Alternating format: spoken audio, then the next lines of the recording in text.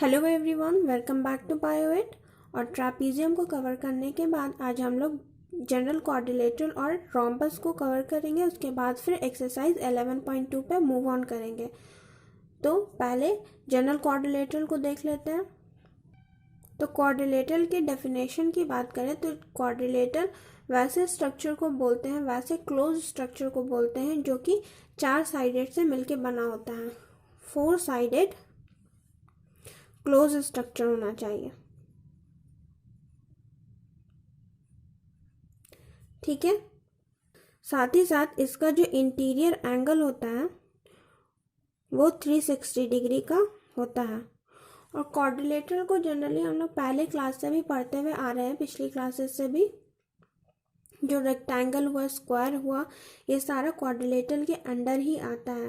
फिर चाहे वो ट्रापीजियम और रोम्बस या पॉलीगॉन हो, सभी क्वाड्रिलेटरल ही होता है। लेकिन स्पेशल क्वाड्रिलेटरल वो सारे होते हैं। और अभी जो टॉपिक पे बात कर रहे हैं वो हम लोग जनरल क्वाड्रिलेटरल पे बात कर रहे हैं। तो जनरल क्वाड्रिलेटरल होने के लिए मेन जो 2 प्रॉपर्टी होती है वो ये होता है कि इसका जो चारों साइड होता है वो 4 साइड मिलके क्लोज स्ट्रक्चर बनाना चाहिए।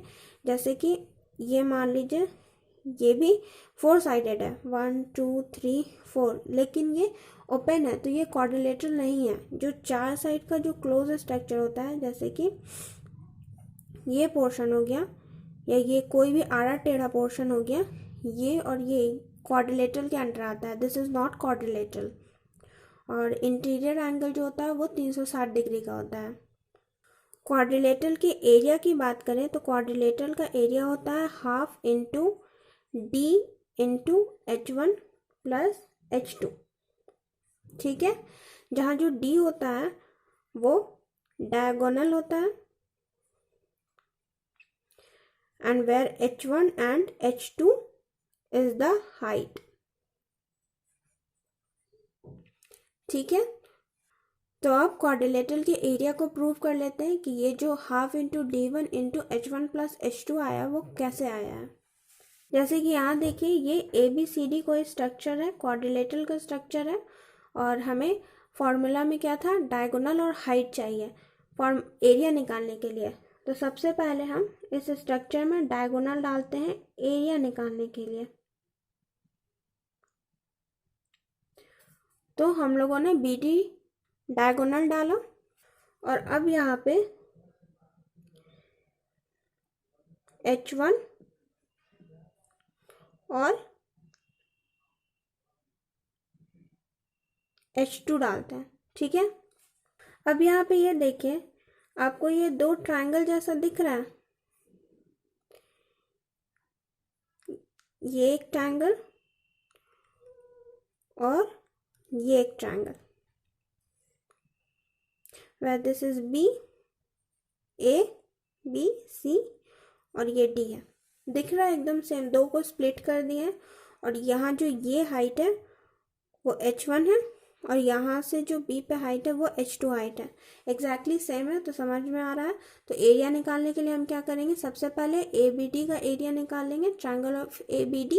और उसके बाद फिर BCD एरिया निकाल लेंगे। और उसके बाद जब दोनों को ऐड करेंगे तो जनरल क्वाड्रिलेटरल का एरिया निकल जाएगा। तो एग्जैक्टली सेम प्रोसीड करते हैं। तो क्या लिखेंगे, area of ABCD is equals to area of triangle ABD plus area of triangle BCD। ठीक है।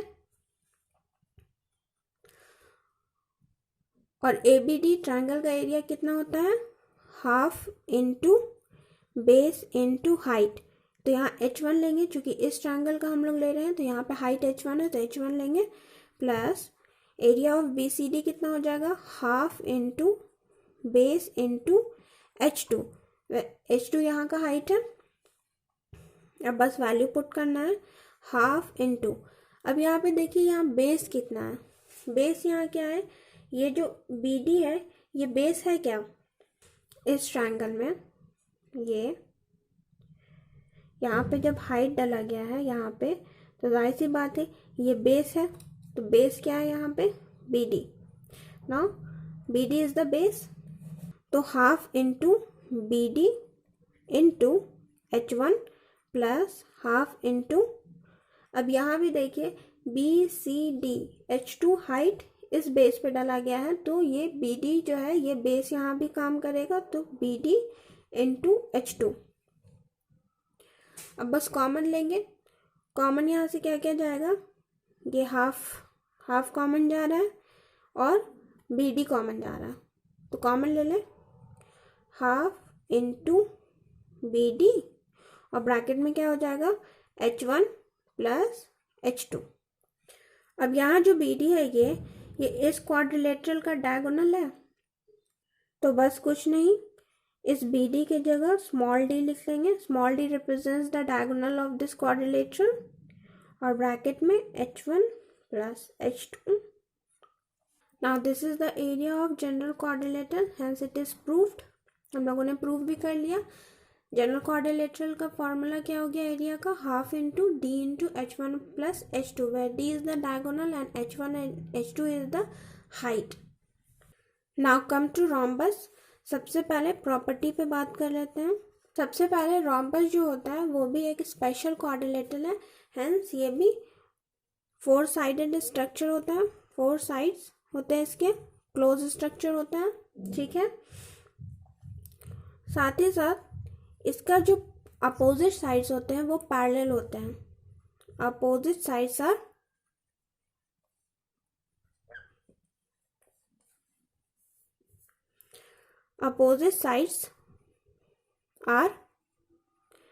पैरेलल। दैट मीन्स इस केस में क्या होगा, AD is parallel to BC and AB is parallel to CD, ठीक है। नेक्स्ट जो इसका प्रॉपर्टी होता है वो इसके एंगल पे होता है कि इसका जो अपोजिट एंगल होता है वो इक्वल होता है। दैट मीन्स एंगल A जो होता है वो एंगल C के बराबर होगा और एंगल B जो होगा वो एंगल D के बराबर होगा। अपोजिट एंगल्स इसके इक्वल होते हैं। साथ ही साथ रोम्बस की कंडीशन में क्या होता है कि इसका जो चारों साइड होता है वो सभी साइड्स इक्वल होते हैं, all sides are equal.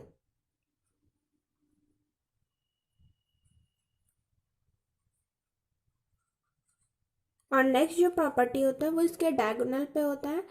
Rhombus का जो डायगोनल होता है वो एक दूसरे को 90 डिग्री पे बाइसेक्ट करता है, डायगोनल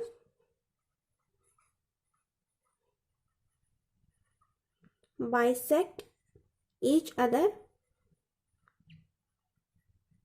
एट 90 डिग्री। यहाँ देखिए ये BD डायगोनल जो है वो AC डायगोनल को 90 डिग्री पे बाइसेक्ट कर रहा है। तो क्विक रिकॉल कर लेते हैं कि रोम्बस का जो चारों साइड होता है वो इक्वल होता है, अपोजिट साइड्स इसके पैरेलल होते हैं, that means AD is parallel to BC and AB is parallel to CD। Opposite angle इसका इक्वल होता है, that means angle A is equals to angle C and angle B is equals to angle D। Diagonal एक दूसरे को 90 degree पे bisect करते हैं, ये इसका प्रॉपर्टी है। अब प्रॉपर्टी आप ध्यान से रखिएगा क्योंकि 9th क्लास में आपको इन सभी प्रॉपर्टीज़ को प्रूव करना होगा in the form of theorems.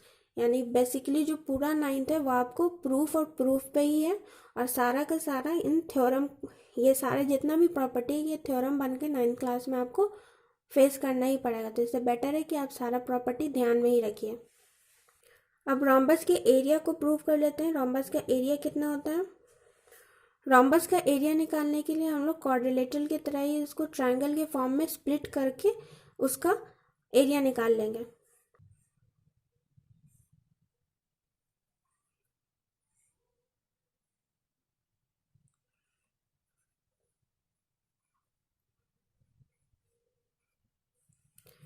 ये देखिए एग्जैक्टली सेम ये इस ट्रायंगल की तरह है और ये इस ट्रायंगल की तरह आपको दिख रहा है और ये यहाँ पे हाइट है इन दोनों ट्रायंगल में जो बेस है वो BD हो जाएगा और हाइट जो होगा वो AO और OC हो जाएगा। Hence area of rhombus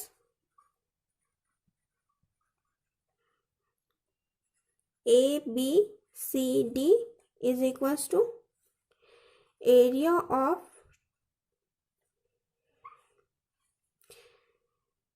of triangle ABD plus area of triangle BCD।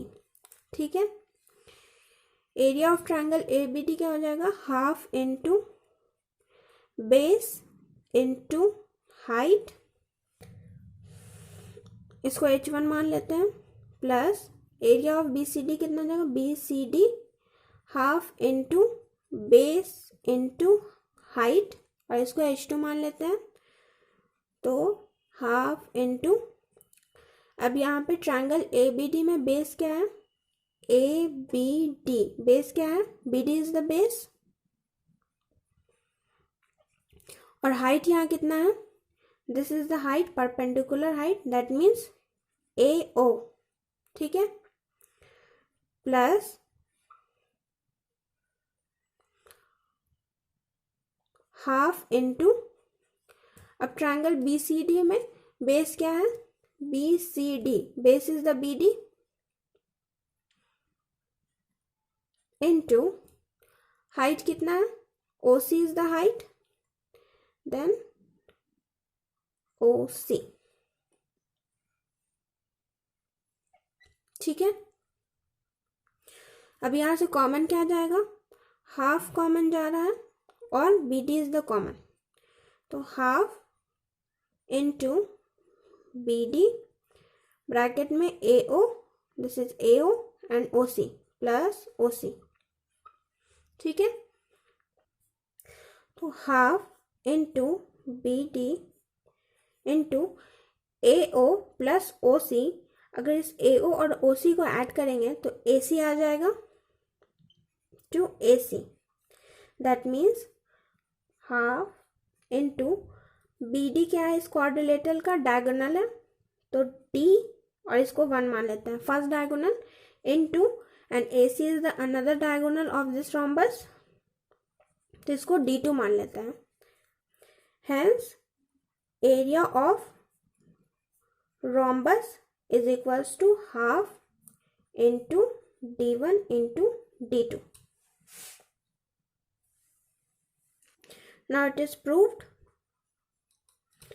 हम लोगों ने एरिया को भी निकाल लिया, that means area of rhombus कितना आया, half into D1 into D2, यानी कि half into diagonal first into diagonal second. तो अभी तक हम लोगों ने ट्रापीजियम, जनरल क्वाड्रिलेटरल और रॉम्बस तीनों के ही एरिया को प्रूव कर लिया। तो ट्रापीजियम का एरिया कितना था, half into H into sum of parallel side, that means A plus B वहाँ पे था।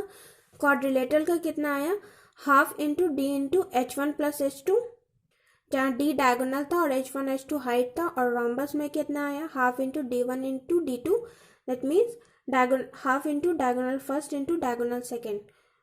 तो ये सारा मेन फॉर्मूला था जो 11.2 में काफ़ी काम देने वाला है। तो नेक्स्ट वीडियो में हम लोग एक्सरसाइज 11.2 को कवर करेंगे। Keep learning, have a good day.